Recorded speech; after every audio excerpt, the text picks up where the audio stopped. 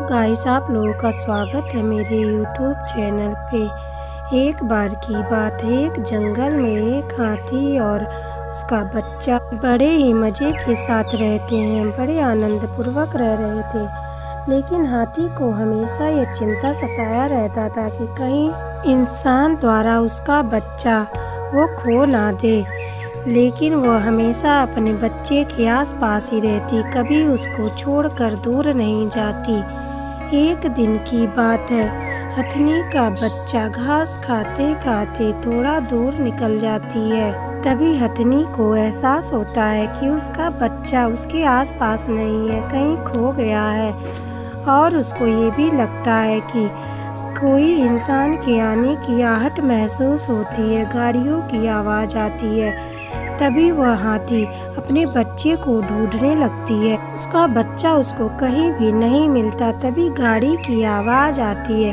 हथनी उसी दिशा में चल देती है और देखती है कि कुछ लोग उसके बच्चे को ट्रक में बैठा कर ले जा रहे होते हैं। हथनी बड़ी ही कोशिश करती है उसको बचाने के लिए, लेकिन सभी आदमी उसको धारीदार हथियार से प्रहार करते हैं। हथनी घायल हो जाती है। हथनी कुछ भी नहीं करती और वो उसके बच्चों को लेकर चले जाते हैं। उधर हथनी का बच्चा भी जोर जोर से चिल्लाता रहता है। धीरे धीरे आवाज़ धीरे हो जाती है और हथनी का बच्चा चला जाता है। अब हथनी अकेले बैठकर रोती है। उधर हथनी का बच्चा शहर पहुंच जाता है। अब सभी लोग उसको सवारी के लिए ट्रेंड करते हैं। देखते ही देखते कुछ साल के बाद हथनी का बच्चा बड़ा हो जाता है। अब वो सवारी के लिए तैयार रहता है। वो ये भी भूल जाता है कि उसकी माँ कहाँ है। उसका निवास स्थान जंगल है। अब सब कुछ भूलकर वह सवारी के लिए तैयार।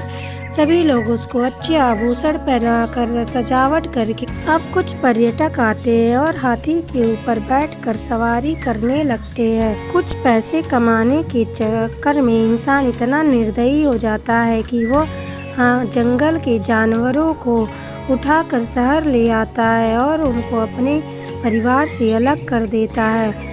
इस कहानी से हमें यह सीख मिलती है कि हमें कभी भी इतनी निर्दयता नहीं करनी चाहिए, कभी भी जानवरों की सवारी नहीं करना चाहिए।